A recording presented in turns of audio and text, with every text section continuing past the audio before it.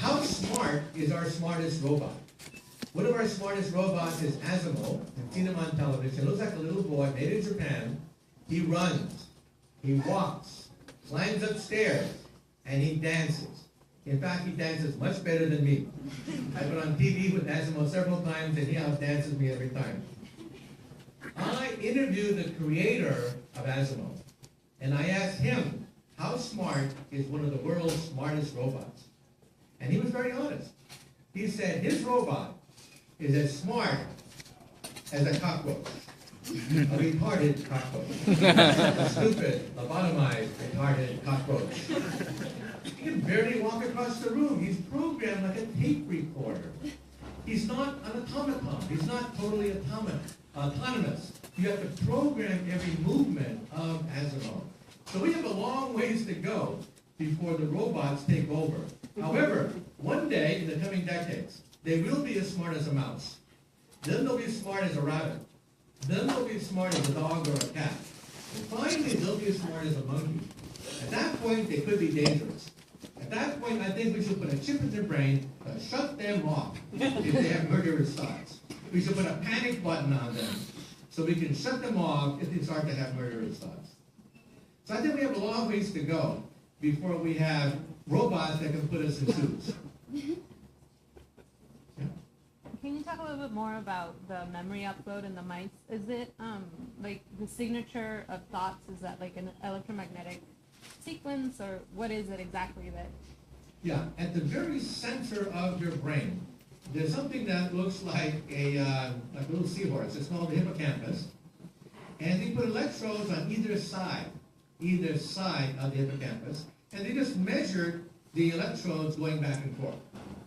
Then they taught the mouse how to sip water from a bottle. They recorded that memory. Then the mouse forgot after a while. They took that tape, reinserted the impulses back into the hippocampus, and boom, it remembered instantly. And then at MIT, they took a false memory, inserted that, and the mouse remembered a false memory. So it's muscle memory? No. The muscle memory is more complicated. Now, when you go figure skating or learn soccer or become a football player, your memory is more than just the hippocampus. It's also the brainstem. It's also the spinal cord. That is called muscle memory. That's going to be harder. So right now, all we've done is decoded the hippocampus. But muscle memory may require more parts of the brain to be recorded. Now, there's a famous case of a guy named H.M. who lived many, many decades ago. Surgeons accidentally cut his hippocampus doing surgery. He lost his ability to form long-term memories. So when you walk into a room, in fact, we filmed with him when I was working for the BBC. When you walk into a room, he greets you and says, "Hi, hello, hello, hello, how are you?" And then he forgets. And then all over again, he says, "Hello, hello, how are you?" as if he's met you the first time. And then he repeats it for decades. For decades, because he cannot form long-term memories. Now, one day, he looked at himself in a mirror, and he saw an old man. And this has been going on for decades, and he was horrified. He thought he was a young man, because he has no memory of getting older. And he was horrified at seeing himself as an old man. But then, he forgot that memory too, and went back to saying, "Hello, hello, hello, how are you?" This story is so amazing. There are 2 Hollywood movies based on him. One is 50 First Dates, starring Drew Barrymore, and the other one is Groundhog Day, starring Bill Murray. They're based on a man who has lost his hippocampus, just like with Alzheimer's disease, and he literally relives that day over and over and over again for decades. Yeah, in the back. I'm just curious, a lot of people who meditate think of being in the present moment as the most highest consciousness of being human. And I just wondered what you thought about the cultural emphasis on practicing that. Okay, some people think they're at the highest level. Who are these people again? Oh, say from the Buddhist tradition or other traditions, they meditate in order to achieve losing that planning mind. Right. We can put meditation in an MRI scan, and we find that it's not a new form of consciousness, but it does represent a very unusual state of being. For example, hypnosis. For BBC television, they hypnotized me. And they wanted to know whether they could implant memories into me, what happened when I was hypnotized. So in front of a TV camera, they hypnotized me. But it's not a new state of consciousness. You slow down, you wipe out all extraneous thought, you meditate basically, and then memories come at you that are very old. Old memories come back, but then it stops. You do not retrieve infinite memories from yourself as a young child. There are limits. We do forget, right? And so for Buddhists who meditate, we can actually see that they can change the metabolism of their body. They can lower their metabolism below lethal. You've probably seen pictures of yogis being buried underground with one hand sticking out, right? It's amazing, right? These people lower their metabolism when they're buried. They're buried like this, so they have a pocket of air as they're buried, and they lower their metabolism rate below lethal levels. And so they can do things that we cannot do. But it's not a new state of consciousness. You can see that in a MRI scan. Sleep, however, is a new state of consciousness. And in Buddhism, there's something called lucid dreaming, being awake when you dream. Lucid dreaming was once thought to be Buddhist nonsense, psychobabble, but in Germany at the Max Planck Institute, they proved that it is true. These people are awake when they dream. They can consciously control the dream as they move in the dream. At Max Planck Institute, they took a person, a lucid dreamer, put him in an MRI machine, and sure enough, he controlled the direction of his dream. How many people here in this room have ever been in a dream and you know you are dreaming in a dream? Yeah. And there are books, maybe in this bookstore, written by Buddhist scholars, teaching you how to do it.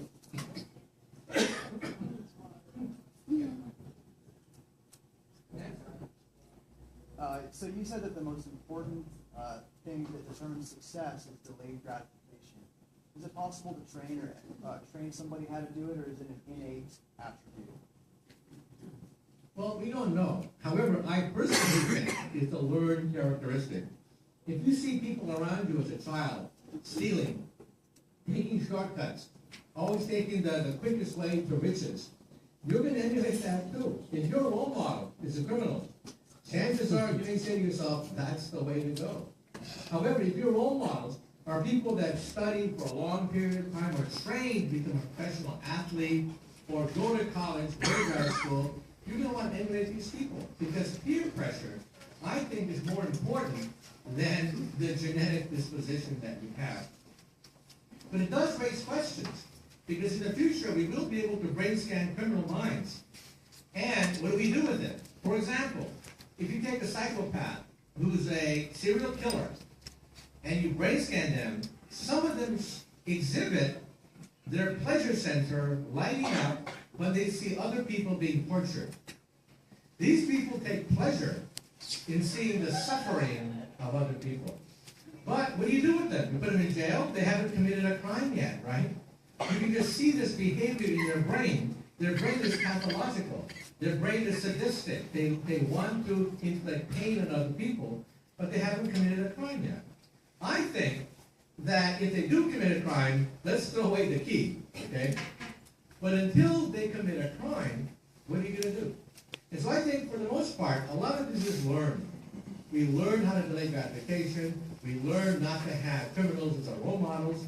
But in some societies, perhaps it's valid to have a criminal as your role model and take the shortcuts everywhere you can. I think it's a learned thing, though it hasn't been tested. You know? Speak of everything is that like everything from circadian rhythms to heartbeats, stock market fluctuations, that they all demonstrate the same characteristics of phase, like when you wake up in the morning and you get that amplitude period. Well, you're saying, is everything a wave? We have circadian rhythms, we have cycles in our body. Well, in some sense, yes. I work professionally in something called string theory, in which case everything is a wave, that the universe is a symphony of vibrating strings, so that in string theory, the vibrations of a rubber band, each note of a rubber band, corresponds to a subatomic particle. So even the proton and the neutron are a wave in this picture. Physics will be the harmonies that you can write on these waving strings. Chemistry is the melodies you can play on interacting strings. The universe is a symphony of strings. And the mind of God that Albert Einstein spent 30 years of his life writing about, the mind of God would be cosmic music resonating through 11-dimensional hyperspace. So yeah, in some sense, everything is waving. I think we have time for one more question. And then we'll What will sign be the books. fate of our universe? What? Yeah. What will be the fate of our universe if you could take a guess? Well, let me quote from that great philosopher of the Western world, Woody Allen. Yeah. Woody Allen once said, quote, eternity is an awful long time, especially toward the end. The fact of the matter is, we don't know how the universe will end, whether it's going to be in fire or ice. However, the latest astronomical data seems to indicate ice. That all things must eventually end in fire or ice. The Earth, will, for example, will end in fire. 5 billion years from now, the sun will eat up the Earth. From dust to dust, ashes to ashes. We came from stardust, and we will go back into stardust in 5 billion years. So the Earth will end in fire. The sun will end in ice. It will become a brown dwarf and eventually a black dwarf, eventually a piece of nuclear waste just floating in the cosmos. So the sun will die in ice. The galaxy, the Milky Way galaxy, will die in fire. We will collide with Andromeda about 10 billion years from now. 2 gigantic galaxies will undergo a death dance, rotating around each other, ripping each other's arms apart from each other, until the black holes in the center merge to create a super black hole. So the galaxy will end in fire. But the universe, we think, is undergoing an expansion that is exponential. It is careening out of control and will probably die in ice rather than fire.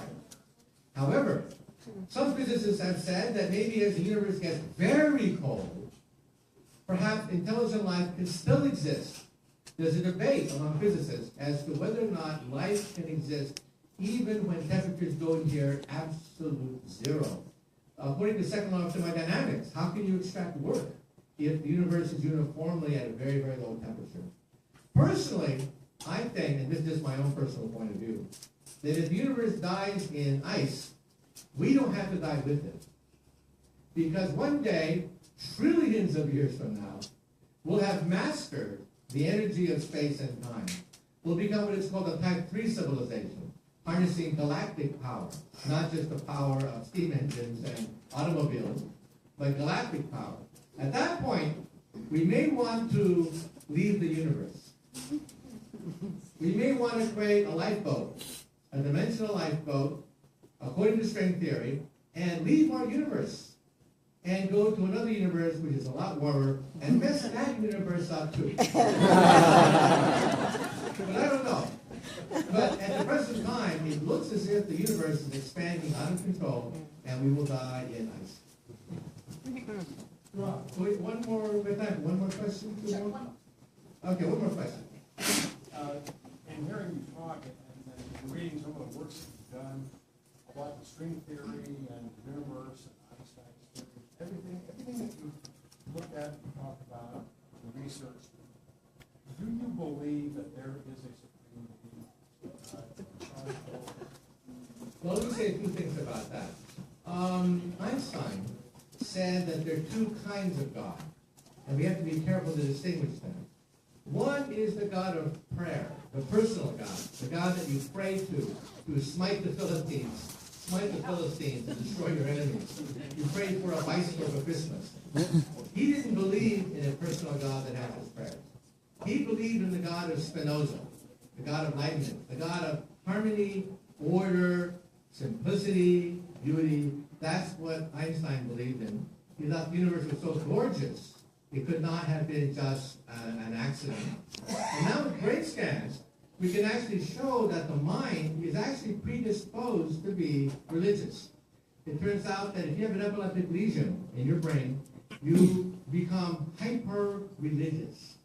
We think that Joan of Arc probably was suffering from hyper-religiosity, as we call it.